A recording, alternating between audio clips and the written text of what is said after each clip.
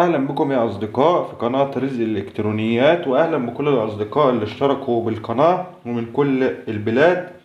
دلوقتي احنا هنتكلم النهاردة إن شاء الله عن حاجة مهمة جدا. إيه هي بقى؟ أنا مثلا جايلي جهاز من بره مصر، تمام؟ جهاز مثلا، ولا هنعتبر مثلا إن المكنة دي مثلا جايلي من بره مصر مثلا، وبتشتغل معايا على 110 فولت، تمام. طيب داخل مصر عارفين ان الكهرباء 220 فولت. طيب انا هشغل المكنة ازاي؟ تمام. يعني لو هنعتبر مثلا ان الجهاز ده اهو، تمام، اهو مثلا 110 فولت مثلا، تمام كده، 110 فولت، واحنا في مصر مثلا 220 فولت. تمام، معلش بقى انا بالانجليزي وهنا بالعربي مش مشكله. تمام. نعمل ايه بقى؟ ايه الحل ان انا اشغل دلوقتي المكنه دي على 220 او اي جهاز جاي لي من الخارج بيشتغل ب 110 وانا عايز اشغله ب 220؟ ايه الحل او ايه اللي احنا نقدر نعمله ان احنا نشغلها على 220 فولت؟ تابعونا.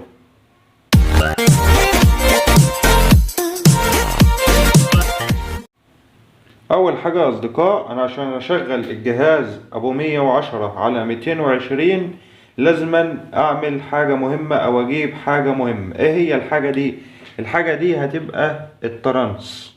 تمام، هنجيب معانا ترانس اهو، ادي ترانس. الترانس ده يا اصدقاء بيبقى ليه 3 اطراف. الترانس اللي احنا هنجيبه ده 3 اطراف، وملناش دعوه بالخارج. هنقول مثلا الخارج مثلا لو طرفين، ملناش دعوه بالخارج. هنجيب الترانس كده اهوت يا اصدقاء، ترانس زي ده كده اهو، تمام. ادي 3 اطراف، طرف 2 3، والطرفين الخارج بتوعه، تمام كده. طيب انا الطرفين الخارج دول مش هشتغل بهم خالص، تمام. يبقى الطرفين الخارج دول كده عندي مش هشتغل بهم خالص، هلغيهم. تمام. انا شغلي كله في ال3 اطراف دول. ازاي بقى؟ تمام، طبعا احنا كده بندي مثال. يعني انا لما اجيب ترانس هجيب ترانس 3 اطراف. هنوصل بقى ازاي، او طريقة التوصيل هتبقى ازاي؟ طريقة التوصيل كالآتي. تمام. احنا دلوقتي معانا طرفين 220، ادي طرف وادي الطرف التاني، دول كده طرفين 220. تمام كده يا اصدقاء. هنوصل طرفين ال 220 على، نرجع المحول ده شوية كده، هنوصل الطرف ال 220 ده على اول طرف اهو، تمام. وهنوصل طرف ال 220 التاني على الطرف الاخير ده. تمام كده يا اصدقاء. طيب انا دلوقتي هاخد ال 110 منين اللي هشغل بهم الجهاز ده؟ هاخد ال 110 من الطرف اللي في المنتصف مع اي طرف من دول.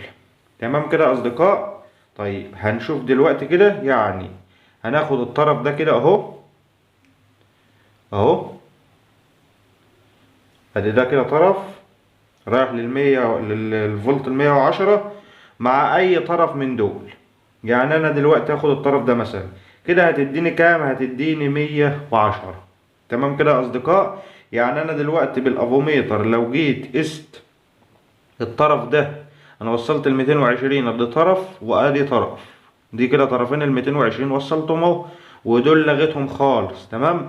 طيب انا هاخد ال 110 منين؟ هاخد طرف ادي سلك، وهاخد السلك الاوسط ده، هوصلهم فين؟ هوصلهم بالمكنه دي مثلا.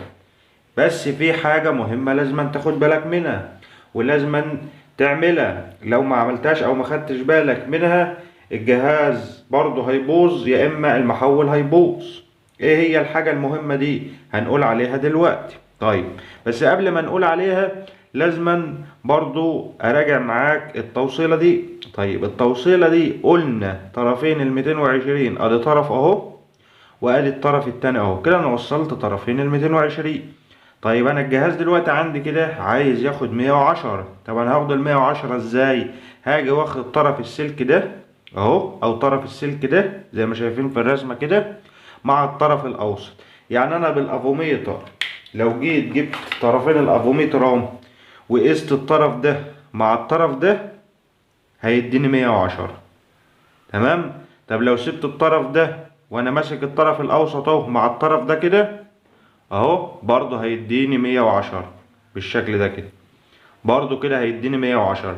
يبقى اذا انا موصل الطرفين ال 220، انا كده في بيتي ومعايا الجهاز هو تمام. هعمل الفكرة دي، هعمل ايه؟ هجيب طرفين ال 220 اللي انا هوصلهم في الكهرباء تمام كده، هاجي موصلهم بمحول زي ده تمام، وهاخد الطرف الاوسط مع اي طرف من دول هوصلهم بالمكن واقفل.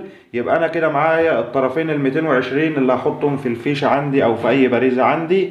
هيجي طبعا ال 220 هتروح للمحول، هاخد انا الفولت ال 110 هيوصل لي المكنه او لاي جهاز عندي فهيشتغل معايا مفيش اي مشكله. طيب انت دلوقتي قلت لنا ان في حاجه مهمه لو ما عملتهاش الملف المحول ده هيبوظ او الجهاز هيبوظ. ايه هي الحاجه المهمه دي؟ الحاجه المهمه دي يا اصدقاء ان الجهاز اللي انا جايبه او المكنه مثلا دي بيبقى مثلا مكتوب عليها الوات بتاعها. يعني مثلا ولو يكن مثلا، انا طبعا بندي مثال، لو مكنه زي دي مثلا مكتوب عليها 12 واط تمام، ما اروحش انا اجيب بقى محول زي ده تمام 5 واط. اما انا اجيب محول 5 واط مش هيقوم المكنه اللي هي 12 واط وهيتحرق معايا وممكن الجهاز برضو يتحرق معايا. يبقى انا هجيب ايه؟ هجيب اعلى منها او واط يكون زيها. يعني لو دي 12 واط يبقى انا هجيب محول مثلا 12 واط 15 واط.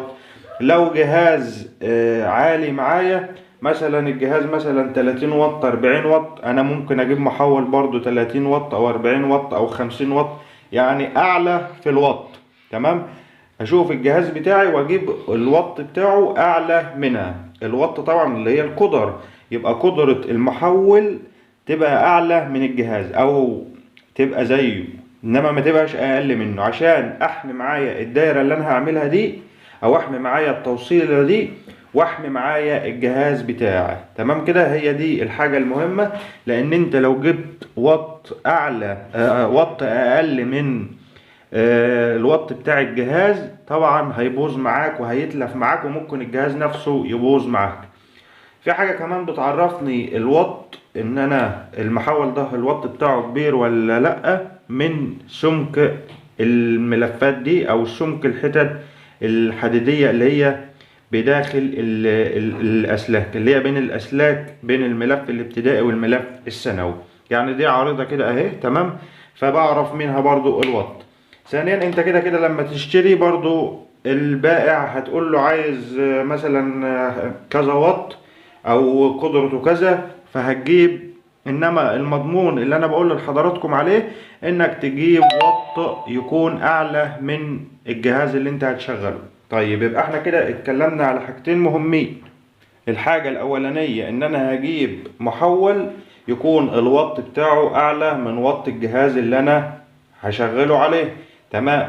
الحاجة التانية طريقة التوصيل، ان انا هوصل طرفين ال 220. ادي الكابل ال 220 معايا اهو، ده اللي هيتحط في اي باريزة عندي في البيت او داخل مصر تمام.